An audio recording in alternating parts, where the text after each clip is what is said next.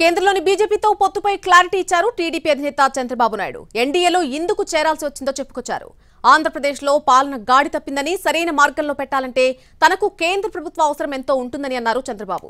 తమకై తాము పొత్తుకు వెళ్లలేదని వాళ్లే వచ్చారని అన్నారు ఆయన. రాష్ట్ర హితం కోసమే ఈ పొత్తును ఖరారు చేసినట్టుగా స్పష్టం చేశారు చంద్రబాబు. దేశంలో అన్ని రాష్ట్రాలతో సమానంగా ఆంధ్రప్రదేశ్ని ముందుకు తీసుకుపోవాలన్నా, ఇక్కడుండే ముస్లింలతో సహా అందరికీ న్యాయం జరగాలన్నా నాకు కూడా కేంద్ర ప్రభుత్వం అవసరం. కాబట్టి మనమే వెళ్ళలేదు, వాళ్ళే వచ్చినప్పుడు నేను ఈ పొత్తు పెట్టుకున్నాను తప్ప ఇంకొక విషయం కాదని మీ అందరికీ విజ్ఞప్తి చేస్తున్నా. ఈ పొత్తు అంతా కూడా మీరు 3 పార్టీల పొత్తు, రాష్ట్ర భవిష్యత్తు కోసం పెట్టుకున్న పొత్తు ఇది.